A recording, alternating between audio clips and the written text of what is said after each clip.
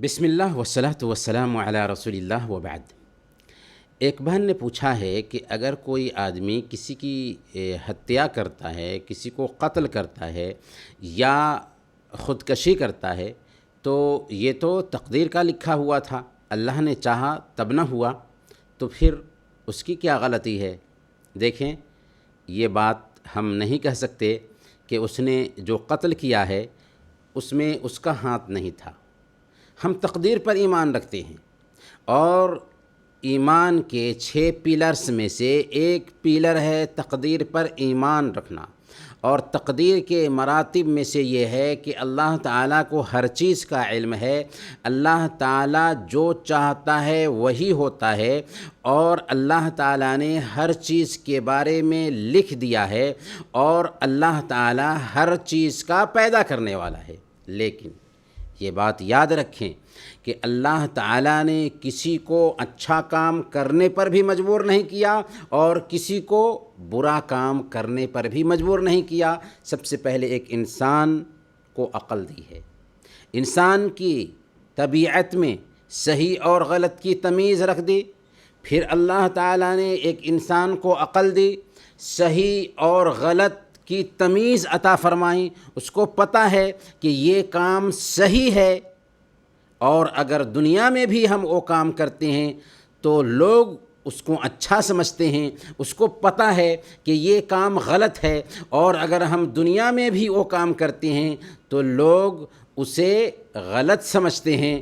بس یہی نظام ہے آخرت کے لیے کہ اللہ تعالیٰ نے دنیا میں انسان کو عقل دے دیا، سوچ اور سمجھ عطا فرما دی، صحیح اور غلط کی تمیز عطا فرما دی۔ اللہ نے کہا وَهَدَيْنَاهُ النَّجْدَيْنِ، ہم نے صحیح اور غلط کی ایک انسان کو رہنمائی کر دی ہے۔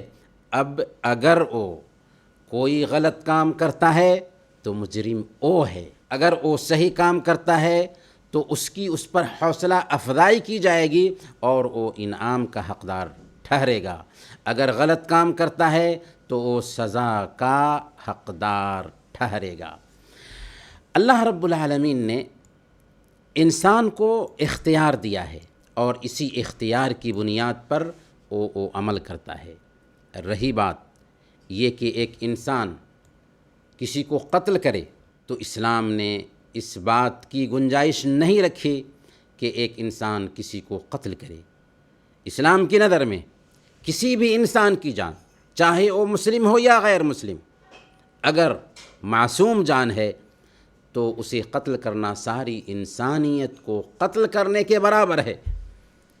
رہی بات آتم ہتیا کی، خودکشی کی، تو اسلام نے اس کی قطعاً اجازت نہیں دی ہے، کیونکہ یہ جان جو ہمارے پاس ہے اللہ نے پیدا کیا ہے، اور اس جان کو ہمیں امانت کے طور پر دی ہے۔